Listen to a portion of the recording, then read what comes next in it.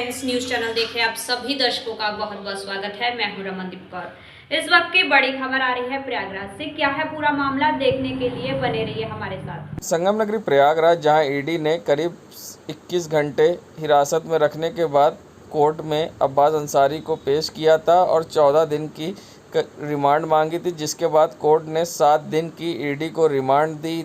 और उसके बाद जब कोर्ट से बाहर अब्बास अंसारी निकले तो उन्होंने वर्ल्ड मीडिया टाइम्स से ख़ास बातचीत में कहा कि अब बोलने पर पाबंदी है और अब देश में सच बोलना मना है। साथ ही वर्ल्ड मीडिया टाइम्स पर आपको एक्सक्लूसिव तस्वीरें दिखा रहे हैं जिसमें अब्बास अंसारी कोर्ट के बाहर निकले, जिनको पुलिस ने मीडिया से बात करने से रोका और साथ ही पुलिस ने मीडिया से धक्का मुक्की भी की, जिसके कारण अब्बास अंसारी से सही से बात नहीं हो पाई। मगर उन्होंने वर्ल्ड मीडिया टाइम्स से बात करते हुए कहा कि देश में अब बोलने पर पाबंदी है। वहीं जब मीडिया ने बात करने की अब्बास अंसारी से कोशिश की तो उस पर पुलिस ने मीडिया के साथ धक्का मुक्की की। आप वर्ल्ड मीडिया टाइम्स पर देख सकते हैं ये एक्सक्लूसिव फुटेज, जिसमें मीडिया के साथ धक्का मुक्की करते दिखाई दी पुलिस और बात करने से रोका। ऐसे अब्बास अंसारी को मीडिया से बात करने के लिए पुलिस और ईडी ने रोक दिया, जिस पर अब्बास अंसारी कुछ खुलकर नहीं कह पाए। मगर क्या कुछ कहा है उन्होंने, आइए सुनाते हैं आपको। अब्बास जी क्या कहेंगे? अब्बास जी, ईडी ने हिरासत में लिया, अब्बास जी क्या कहेंगे? बोलने पर पाबंदी है, बोलने पर पाबंदी है। ऐसा क्या हो गया कि बोलने पाबंदी? अब्बास जी, अब हमारे देश में सच बोलने पर पाबंदी है। फाइट कर रहे हैं, चलिए हटाइए हटाइए, उधर हटाइए, किनारे हटाइए। क्या कहेंगे इस पाबंदी पर? बोलने की आज़ादी पर रोक है। ऐसा क्या मामला है जो रोक लगी है? लगा दी गई है ऐसी रोक।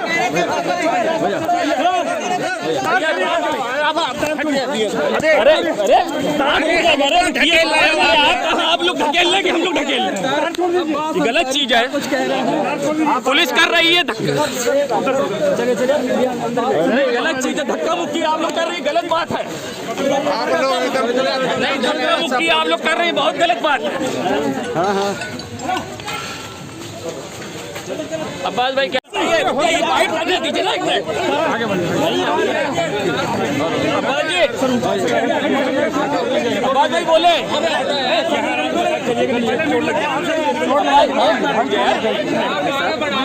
अब्बास जी बोलिए, इस तरह की पाबंदी है अब्बास जी के नाम पर पाबंदी है यार। बहुत गलत काम आज हो रहा है।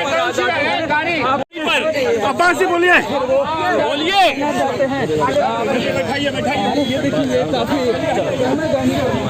चला बैठा बैठा बैठा, ठीक है। संगम नगरी प्रयागराज, जहां ईडी दफ्तर से कड़ी पुलिस सुरक्षा के बीच में ईडी अधिकारी विधायक अब्बास अंसारी को कड़ी सुरक्षा के बीच में लेकर निकले और जहां उन्हें मेडिकल कराने के लिए कॉलविन हॉस्पिटल ले गए, जहां उनका मेडिकल कराया गया। अब्बास अंसारी का मेडिकल कराने के बाद पुलिस व ईडी के अधिकारी उन्हें लेकर कोर्ट पहुंचे, जहां जिला जज के यहां पर उन्हें पेश किया गया।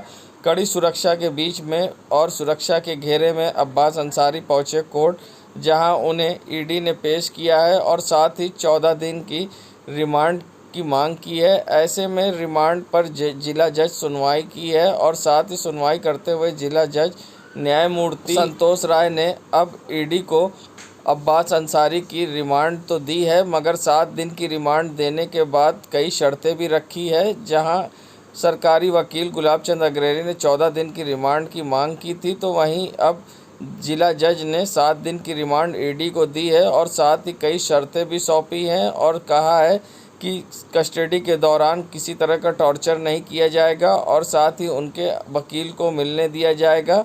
ऐसे में रिमांड के दौरान और किस तरह की शर्तें रखी गई है और क्या कुछ कहना है इस पूरे मामले पर सरकारी वकील और विधायक अब्बास अंसारी के वकील का, आइए सुनाते हैं आपको। अंसारी के बेटे अब्बास अंसारी को कोर्ट में पेश किया, क्या कुछ कोर्ट में हुआ है? देखिए, ये मामला आय से अधिक संपत्ति का मामला है और इसमें अभियुक्त अब्बास अंसारी को आज ईडी द्वारा माननीय न्यायालय डीजे इलाहाबाद श्री संतोष राय के न्यायालय में उसको रिमांड हेतु प्रस्तुत किया गया। और इसमें ईडी द्वारा एक एप्लीकेशन 167(2) के तहत माननीय न्यायालय को दिया गया है कि इसमें अन्य साक्ष्य एकत्र करने हैं। अतः अभियुक्त अब्बास अंसारी को 14 दिन की ईडी कस्टडी में दिया जावे, क्योंकि इसमें और अभियुक्तों के बयानात लेने हैं। तो ऐसी स्थिति में 14 दिन के लिए बचाव पक्ष ने इस बारे में क्या कहा है? बचाव पक्ष द्वारा भी ये कहा गया है कि यदि अभियुक्त अब्बास अंसारी को कस्टडी में दिया जाता है तो उनके अधिवक्ताओं को भी रहना आवश्यक है, उनके अधिवक्ता भी उपस्थित रहें ताकि क्या पूछा जा रहा है क्या नहीं इस चीज़ के बारे में। और उनके द्वारा ये भी कहा गया है कि हमको भी प्रपत्र दिया जाए ताकि हम उसका जवाब दे सके कि हम पे क्या आरोप लगा है। मैं गुलाब चंद अग्रहरी, डीजीसी क्राइम, इलाहाबाद। बहुत बढ़िया। है उनके बेटे पेश हुए हैं, क्या हुआ है कोर्ट में और क्या जज ने कहा है? ईडी के अधिवक्ता के द्वारा पुलिस कस्टडी में पेश किया गया और पुनः जो है 14 दिन का पुलिस कस्टडी रिमांड मांगा गया, जिस पे अदालत ने 7 दिन का पुलिस कस्टडी रिमांड दिया है। 12 तारीख को 2 बजे तक उन्हें फिर अदालत के समक्ष प्रस्तुत करना है। मेडिकल कराया जाएगा उनका बाकायदे, कोई टार्चर नहीं किया जाएगा और अपने अधिवक्ता को कंसल्ट करने दिया जाएगा। ये सारे आदेश न्यायालय ने किए हैं। इसमें सुरक्षा बढ़ाने की मांग की थी। हाँ, सुरक्षा के संबंध में भी कहा है, आदेश किया है कि सुरक्षा में कोई कमी नहीं रहनी चाहिए, उनको सुरक्षा का पूरा ध्यान रखा जाएगा, टार्चर नहीं किया जाएगा। अभी ये कहाँ ले गए हैं? अब देखिए अब कहाँ वो रखते हैं, कैसे करते हैं, और सारी कार्रवाई इतनी गोपनीय तरीके से की गई, हम लोगों को कोई डॉक्यूमेंट्स नहीं दिए गए, इसलिए अपना पक्ष बहुत अच्छी तरह से नहीं रख पाए। 7 दिन ईडी की कस्टडी में रहेंगे? हाँ, ईडी की कस्टडी में रहेंगे। ठीक है, अब तक पूरा अपना परिचय दे दिया। लल्लन सिंह एडवोकेट।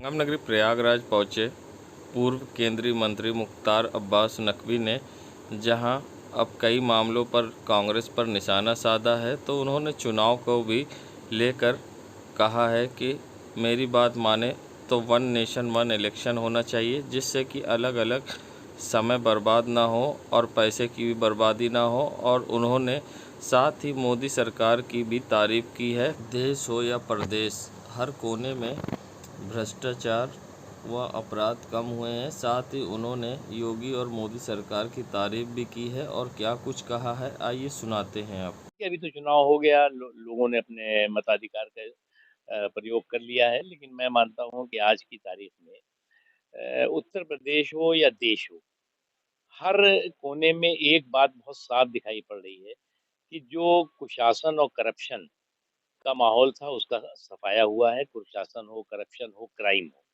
और सुशासन के रास्ते पर प्रदेश और देश चल रहा है, और उसके लिए लोग अपने मताधिकार का इस्तेमाल कर रहे हैं और वोट दे रहे हैं। लेकिन मुझसे अगर आप पूछें तो मैं तो ये चाहूँगा कि 1 नेशन 1 इलेक्शन होना चाहिए। हर महीने जो है वो कहीं उपचुनाव होगा, कहीं विधानसभा के चुनाव होंगे, फिर लोकसभा के चुनाव होंगे। तो ये जो हर महीने चुनाव का चौपाल सजती है, उसका नतीजा ये होता है कि विकास के कामों में बाधाएं होती हैं, खर्च बेतहाशा होता है, और कहीं न कहीं जो है वो आम लोग उससे परेशान होते हैं। सर, एक बड़ी बात कही आपने कि 1 नेशन 1 इलेक्शन सिस्टम हो, इस बात को क्योंकि आपकी पार्टी सत्ता में भी है, तो इसको प्रधानमंत्री जी से या प्रधानमंत्री जी शुरू से चाहते हैं, लेकिन जो पार्टियां एक के बाद एक चुनाव हार रही हैं, वो इसमें सहमत नहीं होती।